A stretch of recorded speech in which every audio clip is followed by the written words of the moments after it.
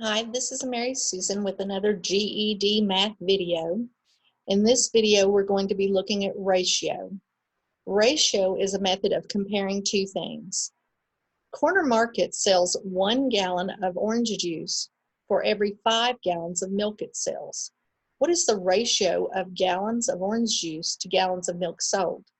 So here we're going to be comparing gallons of orange juice to gallons of milk. And we can write that comparison in 3 different ways.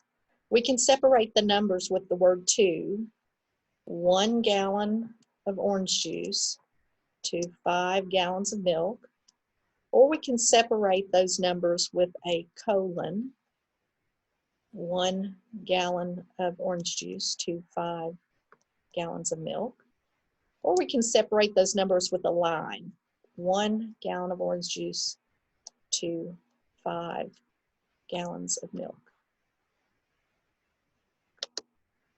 In this lower sentence, we have Andy and 2 other teachers manage a homework lab of 100 participants. Write the ratio of teachers to participants. So we don't want to forget Andy in this count of teachers. Andy and 2 other teachers would be a total of 3. So 3 teachers to 100 participants, or 3 to 100, or 3 over 100.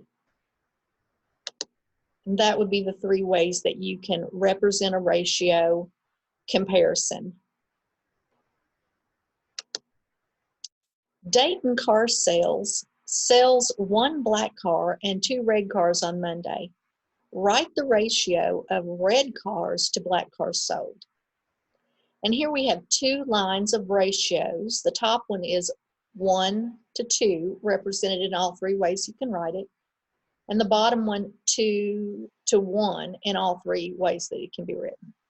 So how do you know which number comes first?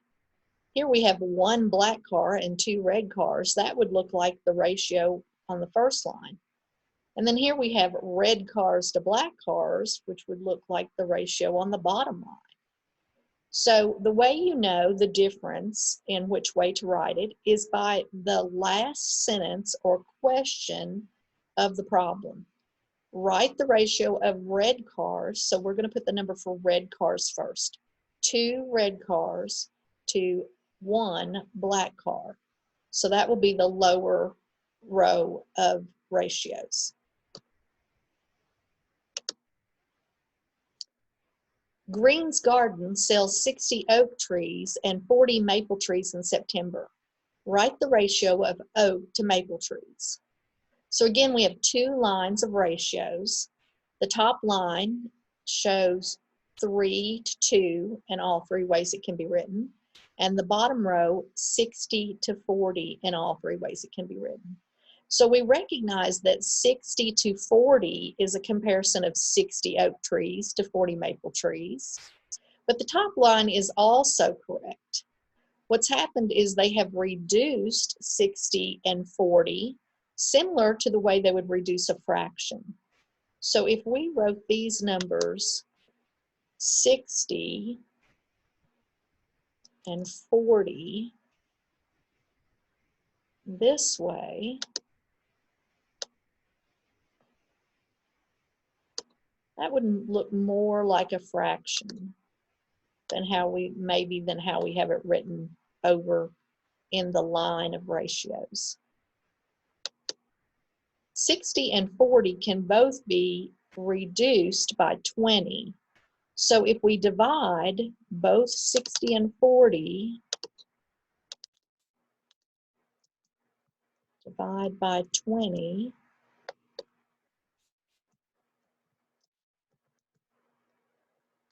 $60 divided by 20 would be 3, 20, 40, 60.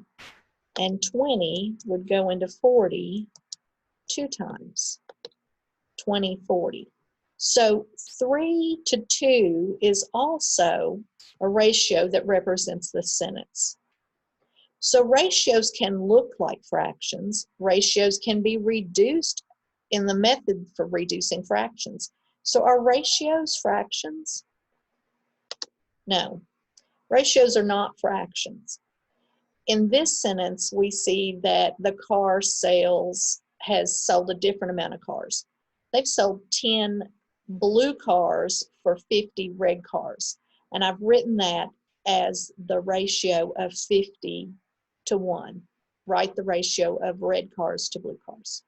So a ratio can look like a fraction. A ratio can also be reduced using the method for reducing fractions. So here I've divided both of these by 10. 5 divided by 10 would be 50, would be divided by 10 would be 5, and 10 divided by 10 would be 1. So the ratio would be 5 to 1. But a fraction, that's where the similarities end, because a fraction is a part of a whole, like 1/2 of a dollar is 50 cents, or 1/4 of a dollar is 25 cents. The fraction is a part of $1, so it's a part of one whole thing. A ratio is a method of comparing two things. So we have 5 red cars to 1 blue car. So in that problem, we're representing two things, when in a fraction, we're looking at a part of 1. Read carefully. The amounts of the two things being compared may or may not be the numbers in the problem. May or may not be the numbers in the problem. That's correct. Amex Company has 3 part-time workers for every 10 full-time workers. Write the ratio of full-time workers to total employees. So here they mention in the first part that there are 3 part-time workers. And I've written a little note here of what the numbers I write down are going to stand for. So there are 3 part-time workers and 10 full-time workers. But they also mention total employees. So if there are 3 part-time and 10 full-time, that would be a total of 13 employees. So if I'm supposed to write the ratio of full-time employees, that's 10, to total employees would be 13. So my ratio would be 10 to 13. And since 13 is not even a number in the problem, you have to be very careful about what they ask you to represent in your ratio. On a map, 2 cities are 3 inches apart. The actual distance between the 2 cities is 42 miles. What is the map scale ratio? So here I've written the ratio of 3 to 42. And the map scale tells us that 3 is representing inches. So I'm going to write that over my 3. And since the 42 is representing miles, I'm just going to write that inches to miles. So my inches to miles is 3 to 42. And that's not one of the answer choices. So they must have reduced this to get one of these answers. So what could I reduce 3 and 42 by? I'm going to rewrite that as a fraction in case that, well, I'm going to rewrite that as 3 over 42 so that it will be easier to see how I'm going to reduce that. So if I have 3 over 42, I can reduce both those numbers by dividing by 3. So 3 would go into 3 one time, and 3 would go into 42. You can use a calculator to work this problem if you divide 42 divided by 3. The 3 will go into 42 14 times. So the ratio of 1 to 14 is also represented in the sentence. So that's the map scale would be B, 1 to 14, 1 inch to every 14 miles.